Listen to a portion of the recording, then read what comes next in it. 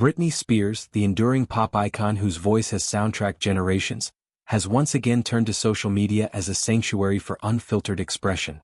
Following a period of absence from the digital spotlight, her return has been marked by a poignant blend of vulnerability and defiance, culminating in a deeply personal post that grapples with themes of growth, loss, and self-acceptance. As the holiday season approaches, Spears invites her followers into a moment of introspection, sharing how adversity can forge unexpected beauty amid the shadows. The post in question arrived on a crisp autumn day, accompanied by a video of the singer in motion, her body swaying rhythmically to a familiar anthem of release and renewal. Clad in a vibrant ensemble that catches the light, Spears channels an effortless grace, her movements a testament to the joy found in reclaiming one's rhythm. The track playing is a soulful declaration of moving on, its lyrics echoing the very sentiments she articulates, shedding old haunts to embrace maturity without forsaking innocence. In her accompanying words, Spears begins with a light-hearted admission about the search for the perfect festive attire, a nod to the rituals that ground us during times of transition. But beneath the whimsy lies a profound acknowledgement of reflection's healing power. Reflecting is good for the soul, she writes, emphasizing how trials, no matter how harrowing, often unearth lessons that illuminate our path forward. She speaks to the alchemy of hardship, where pain transmutes into wisdom, allowing us to communicate not just with words, but with the raw timbre of emotion that resonates universally. Central to her message is a tender ode to the inner child, a fragile, rebellious essence that demands voice even as adulthood layers on cynicism. Spears challenges the dismissal of such impulses as mere childishness, urging a reclamation of sensitivity in our most fragile moments. To nurture this core, she suggests, is to honor the spectrum of our humanity, the silliness that sparks joy, the annoyance that signals boundaries, and the vulnerability that fosters true connection. In a culture that prizes polished perfection, her call to let the child within rebel feels revolutionary, a reminder that growth doesn't require silencing our softer sides. As the narrative unfolds, Spears delves into the terrain of grief, painting a vivid portrait of how sorrow and obscurity coexist with enlightenment. She alludes to the ache of absence, the sting of betrayal, and the quiet unraveling that accompanies profound change. Yet, woven through this tapestry of hurt is an undercurrent of hope, the notion that from sacrifice and strife, rare gems of understanding emerge. These manifestations, she posits, have the power to bridge isolations, assuring others that their struggles are shared, not solitary. It's a sentiment that echoes the cathartic arcs of her own discography, songs that transform personal torment into anthems of communal uplift. The phrase, "the woman in me," punctuates her reflection, evoking a sense of inner fortitude that charts the course ahead. This woman is both guardian and guide, ensuring that destiny unfolds not in spite of scars, but enriched by them. Spears' language here is poetic, almost lyrical, mirroring the confessional style that has defined her public persona. It's as if she's composing a verse from an unwritten album, one where pop's glitter conceals profound philosophical musings.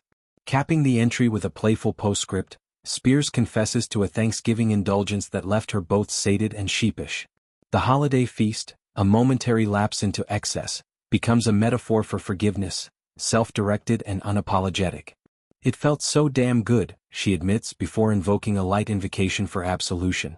This blend of levity and candor humanizes her, stripping away the mythos to reveal the woman who savors life's indulgences as fiercely as its lessons. By the following day, Spears revisited her words, paring them down to a succinct celebration of poise and whimsy. The revised note fixates on a moment of self-assured elegance, likening a swimsuit-clad snapshot to blooming confidence. With emojis evoking roses and nonchalance, she teases the hunt for iconic footwear, a subtle pivot from profundity to playfulness. This edit speaks volumes about her process, the fluidity of expression, the right to refine without retracting. Spears' reemergence follows a tumultuous chapter involving familial discord, one that tested her resolve and reignited debates on privacy and autonomy. Yet, true to form, she channels the fallout into fuel for authenticity, using her platform not for vitriol but for vulnerability. Her dance clip in particular serves as a visual manifesto, lips syncing to themes of release, body language defying gravity's pull toward the past. This isn't mere performance, it's reclamation. Spears has long navigated the treacherous waters of fame, where every step is scrutinized, every silence interpreted. Her memoir, a bestseller that laid bare the contours of her conservatorship ordeal, set the stage for this era of unbridled candor. There, she chronicled the erosion of agency, the suffocation of spirit, and the triumphant bid for freedom. Now, in bite-sized dispatches, she extends that narrative, showing how liberation manifests in the mundane. A twirl to an old favorite, a caption that dares to dream. Psychologically, Spears' emphasis on the inner child aligns with therapeutic paradigms that stress integration over suppression. Trauma experts often advocate for dialoguing with younger selves, allowing suppressed facets to inform present choices. For Spears, whose adolescence was eclipsed by superstardom, this practice feels especially poignant. It counters the narrative of perpetual performance, affirming that sensitivity isn't a liability but a superpower, one that amplifies her artistry and empathy. Moreover, her words on manifesting beauty from ugliness resonate with resilience literature, where post-traumatic growth is framed as a phoenix-like rebirth. Survivors of public scrutiny like Spears exemplify this, turning tabloid fodder into touchstones of solidarity. Fans respond not with pity but with mirrors, sharing their own stories of rising from relational ruins or seasonal slumps. As December dawns, Spears' message lingers like a gentle imperative, to reflect without regret, to rebel without remorse. Her edited brevity underscores the iterative nature of healing. First drafts are raw, revisions refined. In celebrating her prettiness amid past post's depth, she embodies the woman who honors all chapters, the suffering scribe and the whimsical wanderer. For an artist whose hits like Toxic and Oops, I Did It Again masked layers of complexity, this evolution feels like a homecoming. Spears isn't just surviving, she's scripting a sequel where vulnerability is the hit single. As she hunts for those Mary Janes, perhaps symbolizing steps into uncertainty, we witness a star not dimmed by darkness, but dazzling through it.